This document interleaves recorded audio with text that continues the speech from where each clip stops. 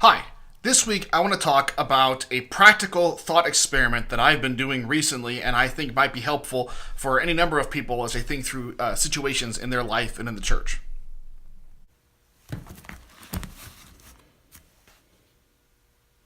I very rarely write a sermon and then don't preach it. Usually, I've heard it some pastors who I know who say, well, if we have to miss a service for some reason or another, I can't preach a sermon anymore because now it was written for a time and place and it simply can't be preached any other time and place. And that always strikes me as being a little bit strange. I mean, every preacher's got to make their own decisions about that. So I'm not here to stand in judgment over how somebody else preaches. But for me, usually if I write a sermon, it takes into account the specifics of the context that I'm in, but it also usually has enough of a broad basis and enough of a broad application that it can be preached, at least in some similar circumstances in the same location.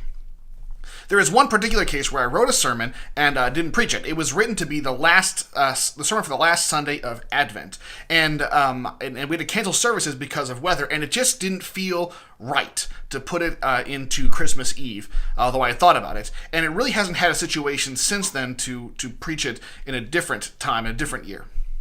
Well, the idea in the sermon was to imagine that you found yourself living in some distant foreign land, far away from your home, far away from your culture. And suppose you're in a situation where the majority of the people that were around you were not Christian. And so you couldn't count on the apparatus of the state. You couldn't count on the culture to reinforce your own religious beliefs as a Christian. You couldn't count on the school arranging its school holidays around the holidays you wanted to celebrate as a Christian. You couldn't count on getting time off for things to celebrate your own faith. You couldn't count on your children's friends being good influences as far as reinforcing that kind of religious experience, and all those kinds of things. And what I suggested was if you found yourself in that kind of situation, you would be left with a choice. Either you would become deliberate about investing in your faith and in the life of faith, or else you would simply drift away from your faith altogether. At some point, you would be faced with a decision as to whether you want to kind of just fit in with the culture or live your life as a Christian. Now, I'm not saying that to live as a Christian necessarily means you really stick out like a sore thumb, but at some point, those two desires would come into conflict, and you would have to choose between them. And the fact of the matter is that if you choose to live your faith out deliberately, it will only be a matter of time before people begin to notice that you're different.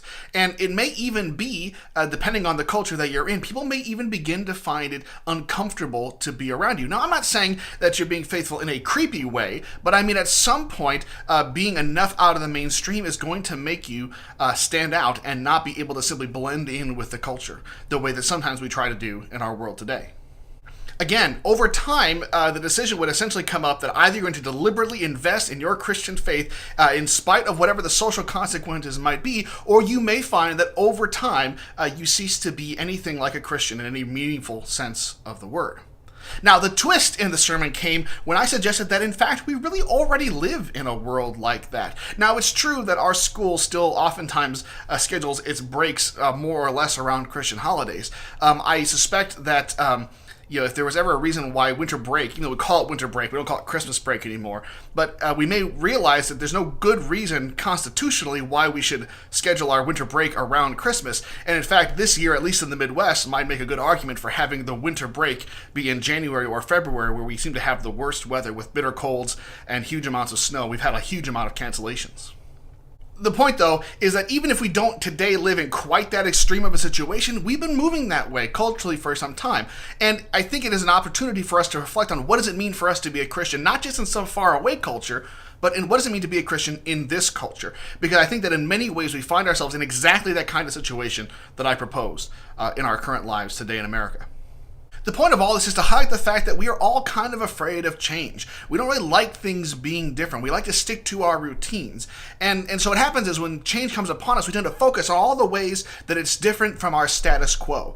And we tend to imagine worst case scenarios. Oh no, if this thing happens, then everything's going to fall apart.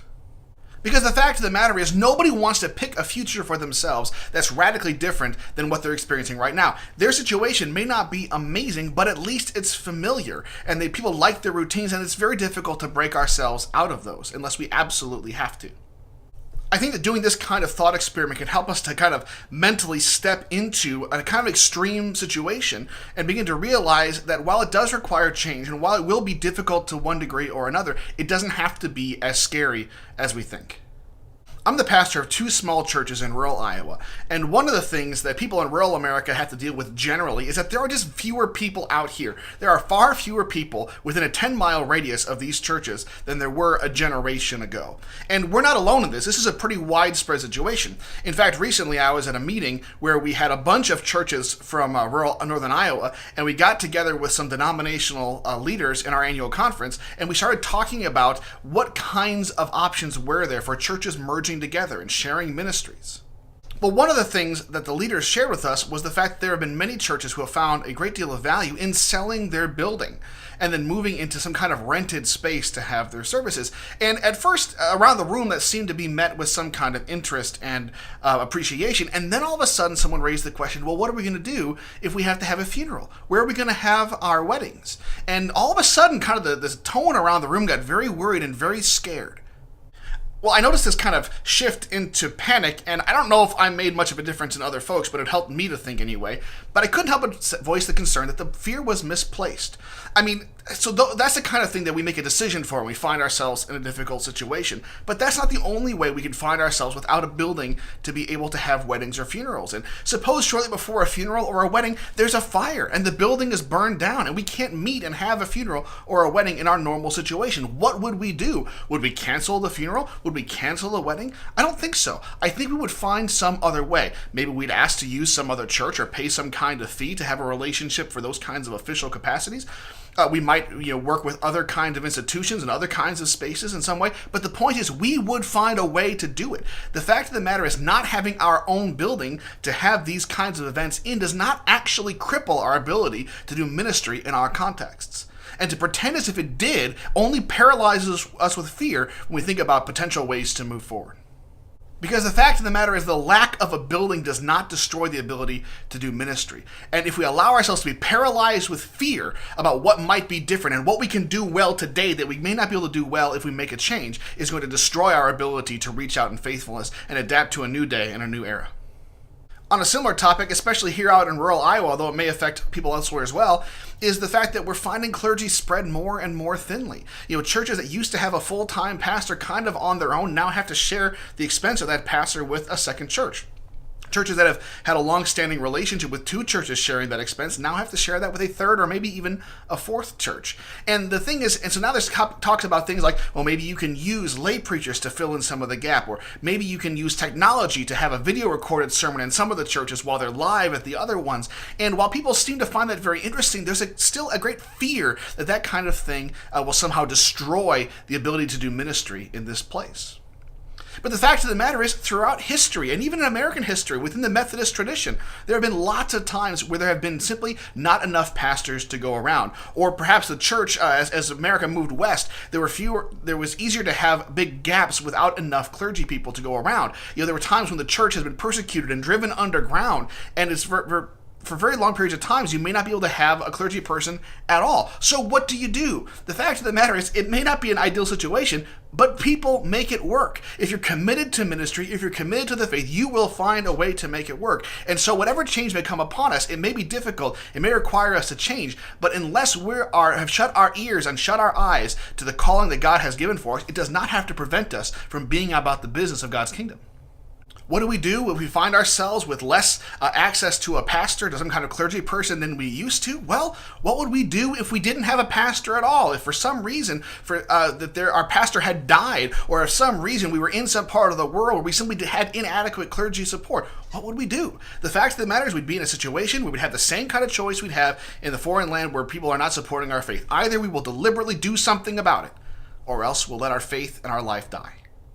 It's really not any different. And the fact of the matter is, we are already in that kind of situation. The Christian faith has never been the kind of thing where we can outsource the seriousness of our faith to our pastors. We can never simply contract out of the faithfulness that God calls for each and every one of us to have.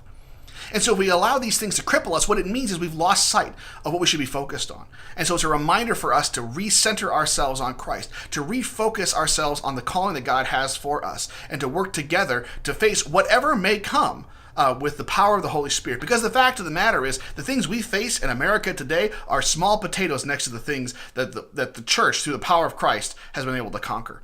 And so I would encourage everybody to be calm, to focus, to pray, and to go faithfully where God leads you, even if it means significant change in your life and in the life of your church. So the next time you find yourself in some kind of fear or discomfort about what may be, then ask yourself the question, well, what would I do if I were put in a situation where that was the case? And then whatever the answer to that question is, go do that now. Because you don't have to wait until you're in the most dire of all circumstances to take the appropriate action that you would take in those situations. And you may find yourself more empowered and more excited for ministry because of it.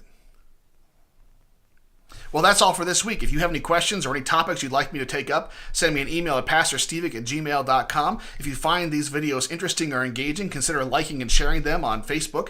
You can also subscribe to the channel that these videos are posted at. It's youtube.com/tstevik1. Well, thanks very much. Look forward to seeing you next time.